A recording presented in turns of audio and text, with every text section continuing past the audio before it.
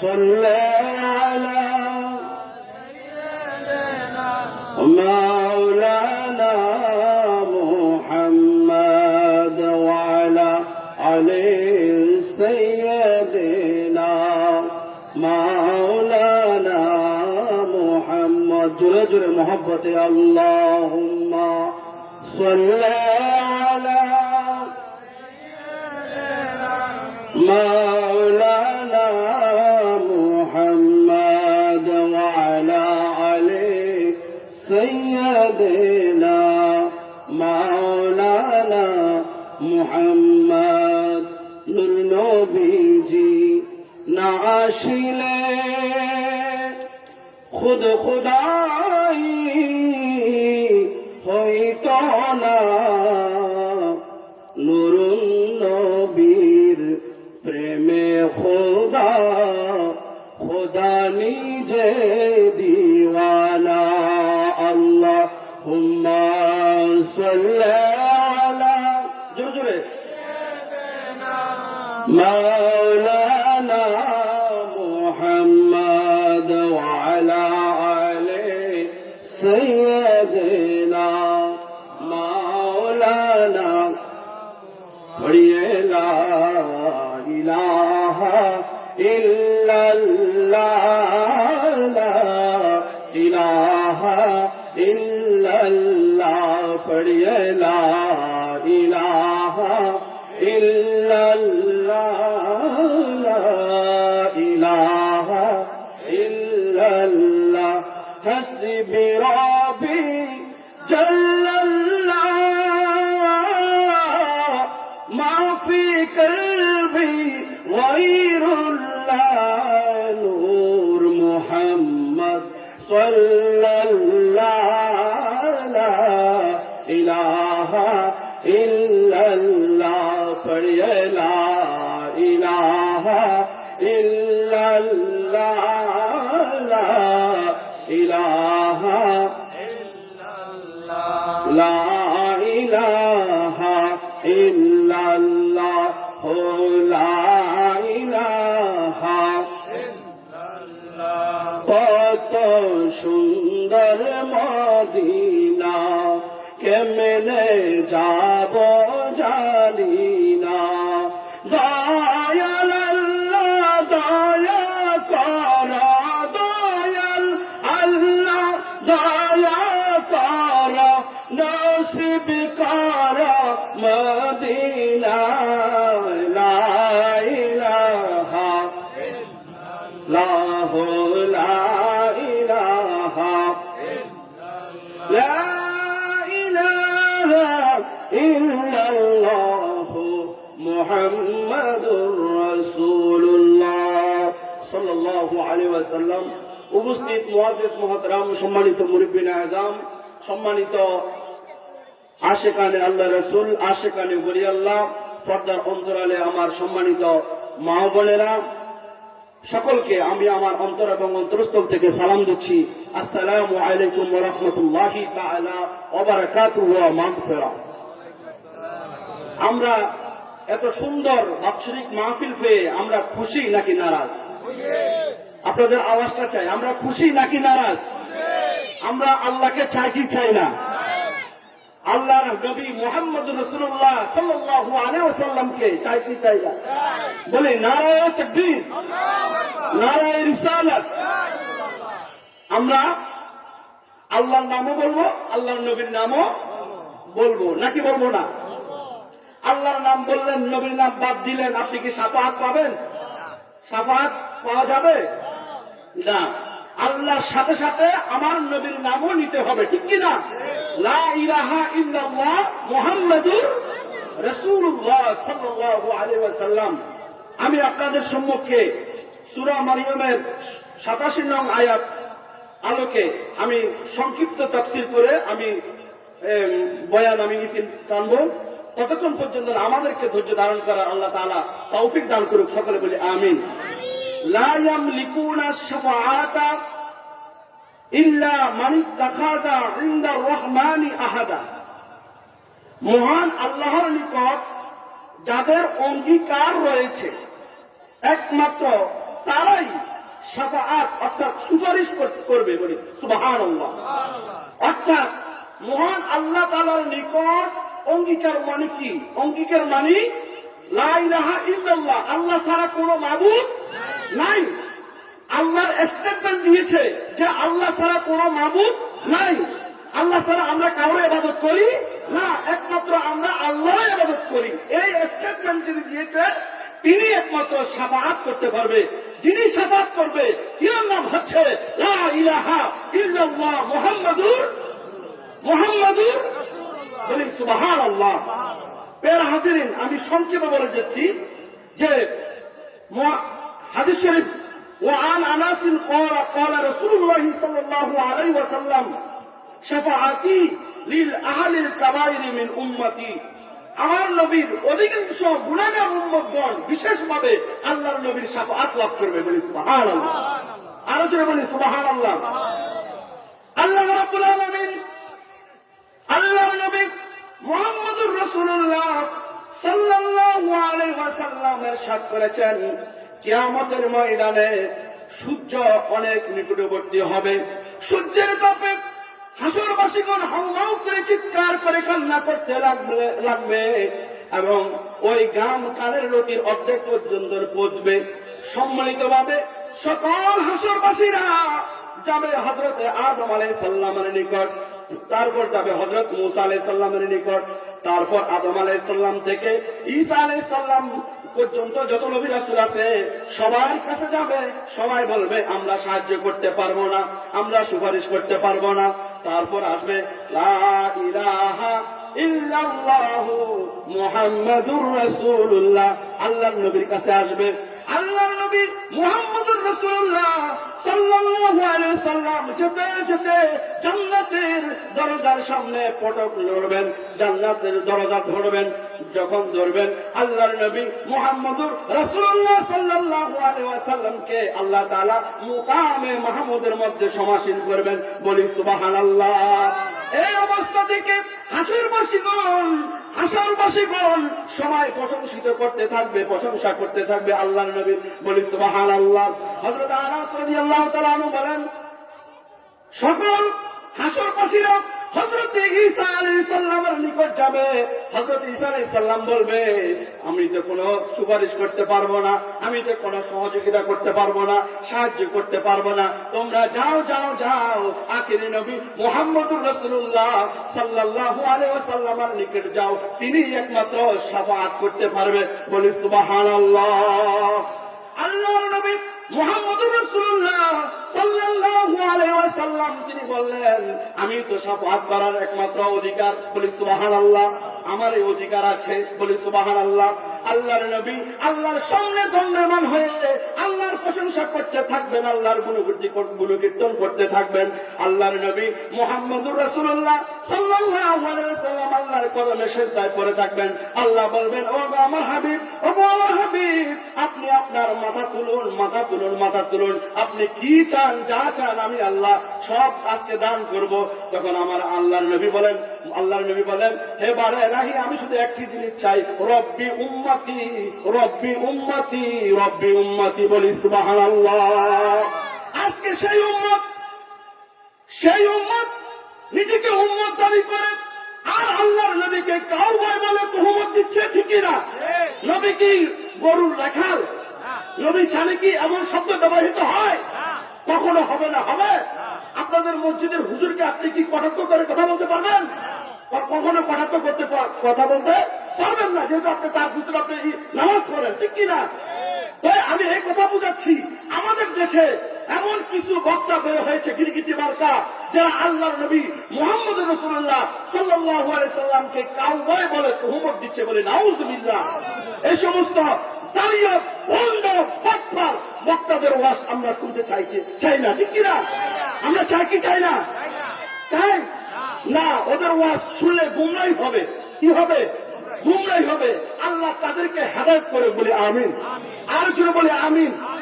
আমরা রাসূল চাই কি চাই না?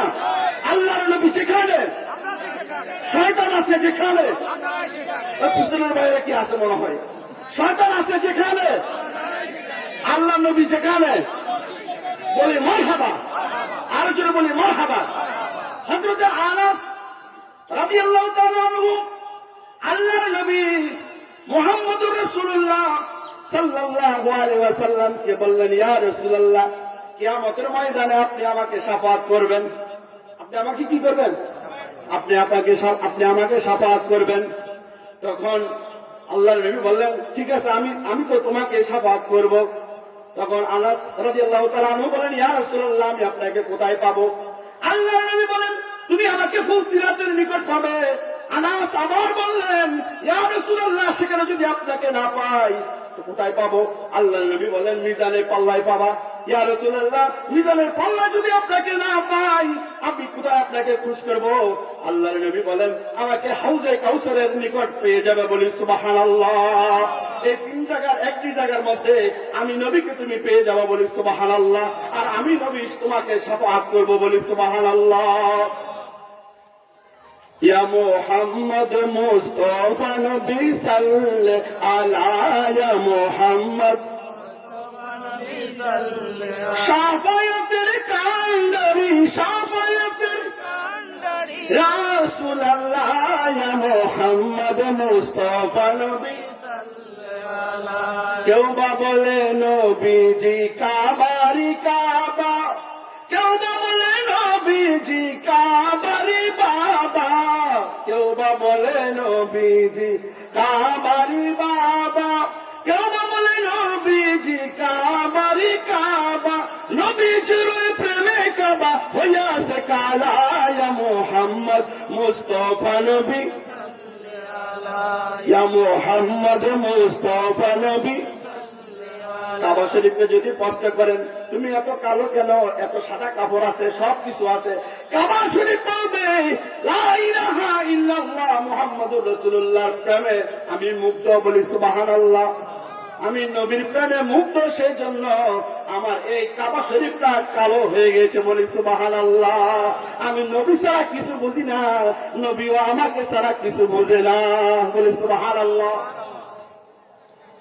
তাহলে নবীর শাফাআত পাইতে হলে আমাদেরকে ঈমানের মধ্যে ইস্তেকামাত থাকতে হবে। আহলে সুন্নাত ওয়াল জামাতের আকীদার মধ্যে মজবুত ভাবে থাকতে হবে। ঠিক কিনা? বলে ঠিক কিনা? আহলে সুন্নাত ওয়াল জামাতের আকীদা ছাড়া বিকল্প কোন রাস্তা নাই। সেখানে শরীয়ত, তরিকত, হাকিকত, মারফত, সমস্ত জ্ঞান আছে আহলে সুন্নাত ওয়াল জামাতের মধ্যে। ঠিক কিনা? আমরা যে তরিকার হই না কেন, যেই মুর্শিদ কেবলার মুরিদ হই না কেন, আমাদের ডিটারমিনেশন থাকবে, আমরা দৃঢ় প্রতিজ্ঞা করব যে আমরা আহলে সুন্নাত ওয়াল জামাতের আকীদা ছাড়া অন্য কোন আকীদা আমরা মানব না। আল্লাহ রাব্বুল আলামিন আমাদেরকে আহলে সুন্নাত ওয়াল জামাতের আকীদার মধ্যে থাকার তৌফিক দান করুক। বলি আমিন। প্যারা হাজিরিন, 6 জন ব্যক্তি নবীজির শাফাআত লাভ করবে। কয়জন? 1 নম্বর হচ্ছে মুখলেস ইমানদার, যারা একনিষ্ঠতার সাথে নামাজ আদায় করেছে, একনিষ্ঠতার সাথে নামাজ আদায় করেছে। আল্লাহ নবী বলেন, ওই ব্যক্তিকে আমি শাফাআত করব যে ব্যক্তি খালেস নিয়তে ইবাদত বন্দি করেছে, তার জন্য আমার শাফাআত ওয়াজিব। বলেন সুবহানাল্লাহ। বের হাজিরিন, তারপর 2 নম্বর হচ্ছে আপনার শস্য পরিমাণ যার ঈমান আছে সে শাফাআত লাভ করবে।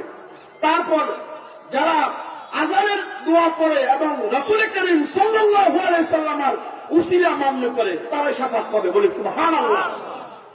মুয়াজ্জিন সাহেব আযান দেয়, আযানের সাথে সাথে আমরা কি করতে হবে? বলতে হবে, জবাব দিতে হবে। এবং আযানের পরে নবীর উপরে দুরূদ যিনি পড়বে তিনি শাফাআত লাভ করবে। বলি সুবহানাল্লাহ।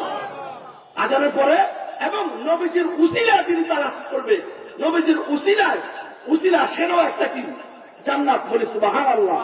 এই নবীজির উসিলা দিও আল্লাহ তাআলা আমাদেরকে জান্নাত দান করবে। বলি সুবহানাল্লাহ। আতি মুহাম্মাদানিল ওয়াসিলাতা ওয়াল ফাদিলা ওয়াদ দারাজাতার রাফিয়া ওয়া বা'আথহু মাকামান মাহমুদান আল্লাযী ওয়া'তা ওয়ারজুকনা শাফাআতাহু ইয়াউমাল কিয়ামা। আল্লাহ নবী মুহাম্মদুর রাসূলুল্লাহ সাল্লাল্লাহু আলাইহি সাল্লাম হাসরের ময়দানে একমাত্র আমার নবীকে শাফাআত করবে। বলি সুবহানাল্লাহ। আরেকটু বলি সুবহানাল্লাহ। আমরা শাফাআত চাই কি চাই না? দুই হাত তুলে বলুন, ইয়া রাসূলুল্লাহ। আল্লাহু আকবার। নারায়ে তাকবীর, নারায়ে রিসালাত, ইয়া রাসূলুল্লাহ। যতবার বলবেন তত ঈমান তাজা হবে। কি হবে? আশিক মাশুকের প্রেমে এমনে নিশানা, ও তোর মরণ বাচন সমান কথা দিল দিওয়ানা, তোর মরণ বাচন সমান কথা দিল দিওয়ানা, আশিক মাশুকের প্রেমে এমনে নিশানা। আল্লাহুম্মা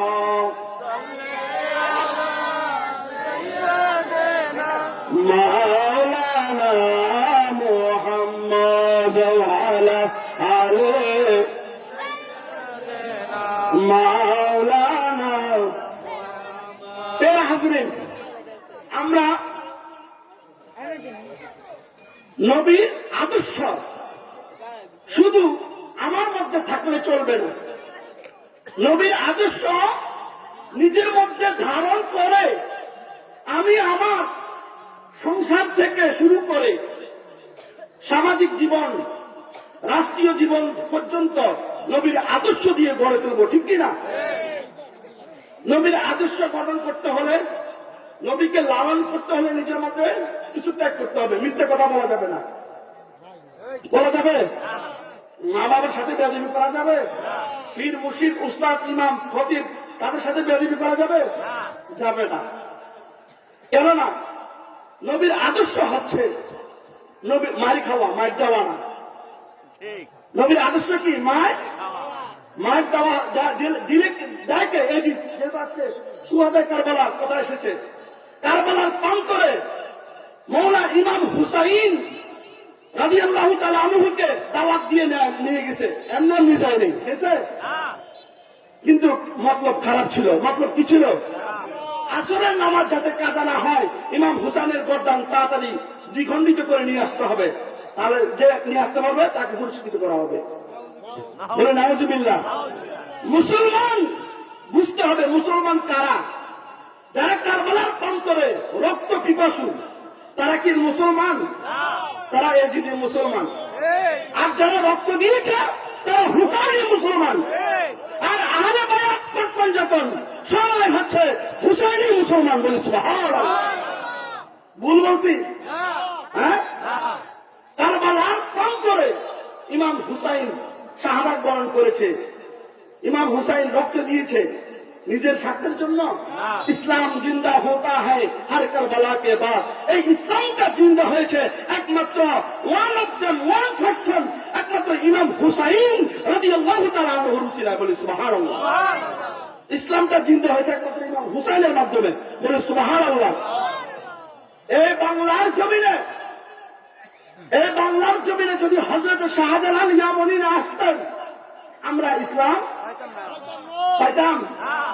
তারপর খাজা গরিবে নওয়াজ না আসলে পাইতাম না? 360 আউলিয়া না আসলে পাইতাম না। আমার যাও ফুয়া দেয় আরেকজনে, আমার যাও আমি ফু দিয়ে খামু, তাই না? এখন আমার যাওটা ফু দেখে আরেকজনে। কথা বুঝতে পারছেন? আরে বাবা, যার উসিলা সিন্নি খালি মোল্লা সিন্নি না। শাহজালালের জমিনের মধ্যে থাইকা যারা শাহজালাল রহমতুল্লাহকে বিদ্যাঙ্গুলি হাত দেখায় তারা হচ্ছে মুনকারে রসুল, তারা হচ্ছে দুশ্মনের রসুল। ঠিক কিনা? তারা হচ্ছে দুশ্মন। তারা কি? দুশ্মন। সুতরাং দুশ্মনদের সাথে আমাদের ফিরিত চলবে কি? চলবে না।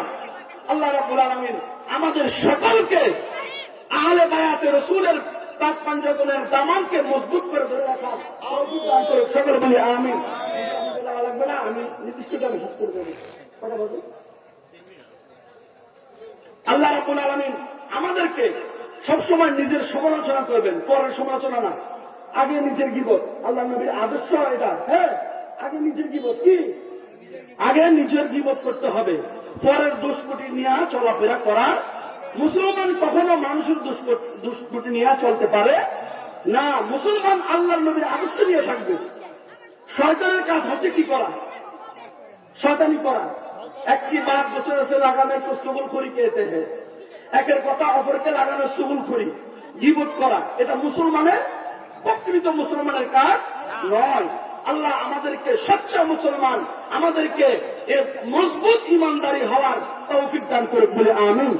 আমাদেরকে কোরআন সুন্নাহ ভিত্তিক সমাজ নির্মাণ করার তৌফিক দান করে বলি আমিন। ওয়া আখিরু দাওয়ানা আলহামদুলিল্লাহি রাব্বিল আলামিন। আসসালামু আলাইকুম ওয়া রাহমাতুল্লাহি তাআলা ওয়া বারাকাতুহু ওয়া মাগফিরাহ। মাশাআল্লাহ।